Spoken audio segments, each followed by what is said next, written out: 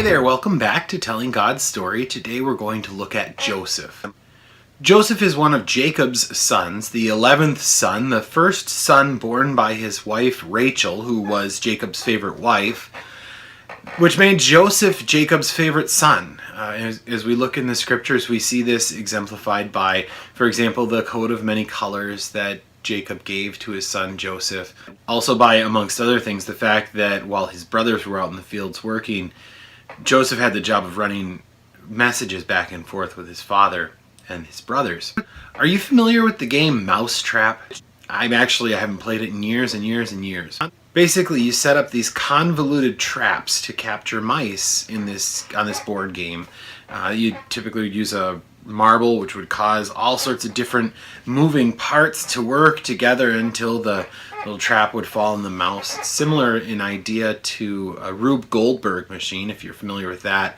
I remember once when I was in high school, we had to build a Rube Goldberg machine, a really convoluted, complicated, almost unnecessarily so, way to achieve some sort of purpose or another.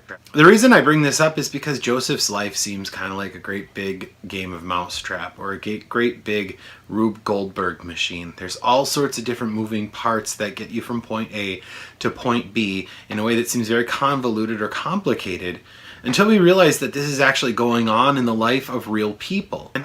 And that in the lives of these real people, God is working amazing things. He's accomplishing amazing things in ways we never would have predicted, and quite frankly could find almost unbelievable. I'm not actually going to have you read all of the life of Joseph. It's 14 chapters. If you want to, you certainly can. I'd start at Genesis 37 and go to the end.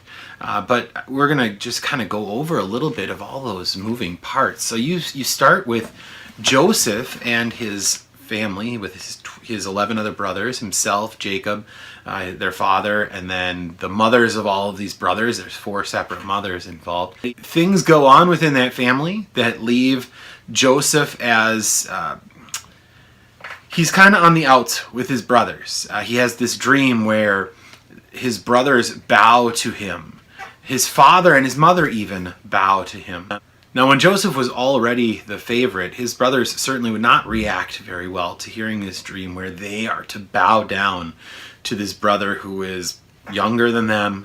And so they're out in the field working one day. Joseph comes to them wearing that coat of many colors, that emblem of their father's preference of him, and they're just kind of tired of him. And so they decide, hey, let's kill him.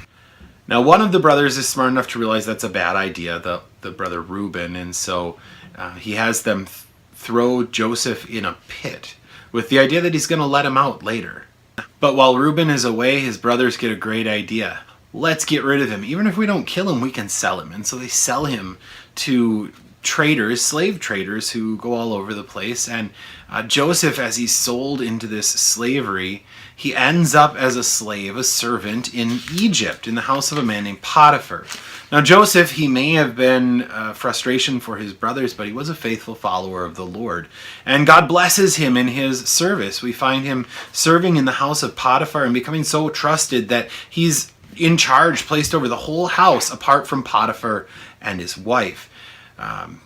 The problem, of course, is that Potiphar's wife takes a shining to Joseph. And as we read through the text, she basically propositions him sexually. He, being a faithful follower of the Lord and wanting to serve well in the house of his master, he denies her. He says no. And she concocts this story that Joseph had tried to rape her, basically. Potiphar, justly, if the wife's story is to be believed, he gets rid of Joseph. He has Joseph placed in prison.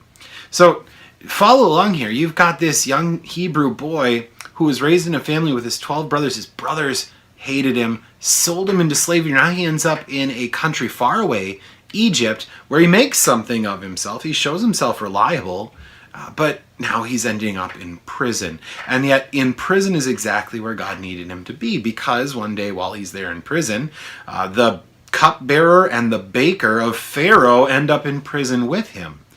and they have these dreams. Now, they don't understand what the dreams are about, but when they tell them to Joseph, Joseph is able to interpret them and do so properly. He interprets for the cupbearer that his dream means that within 3 days he will be restored to the right hand of Pharaoh to continue to serve in his role. And he interprets properly for the baker that his dream means that within 3 days he'll be executed. And that's exactly what happens. Now, he asks the cupbearer when he returns to the side of Pharaoh to remember Joseph, but of course he doesn't.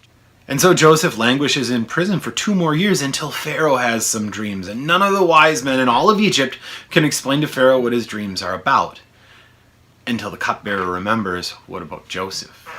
And so Joseph, who was this young Hebrew boy who ended up in Egyptian prison, now he's being called out of prison to stand before Pharaoh and interpret this dream of fat cows being consumed by lean cows, of fat ears of corn being consumed by kind of gangly looking ears of corn. Now, Joseph explains to Pharaoh what his dreams are about. The dreams are one and the same. They're communicating to Pharaoh that a famine is coming, that there will be 7 years of plenty in Egypt, but it will be followed by 7 years of famine. And so Joseph, having interpreted this dream, he instructs Pharaoh, what you really need to do is you need to spend these 7 years building up a surplus so that you and your kingdom will be able to survive the 7 years that follow.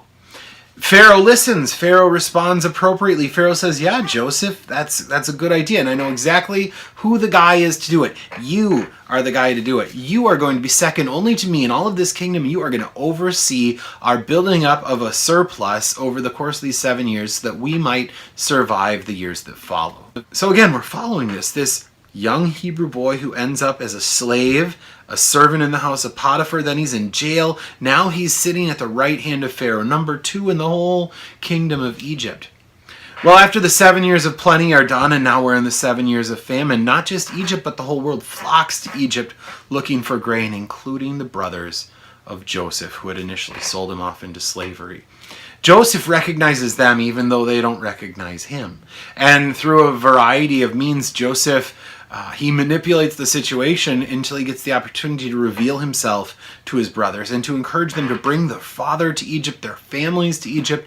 He ends up able to set up his family, his father and his brothers and their families. He's able to set them up in Egypt in a place where they can survive, where they can have plenty of food, where they can persevere through the famine. And that's how God, he works through this young Hebrew boy who is a slave and then in jail, and then finally he's a chief person in all of Egypt.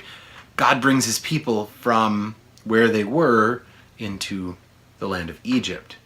And as we'll find out as we go forward, Egypt is exactly where they needed to be in order that God could reveal himself in bringing them out of the land of Egypt and into the promised land. And we'll look at that next time as we talk about Moses and the Exodus. But for now, thank you for joining us as we continue going about telling God's story.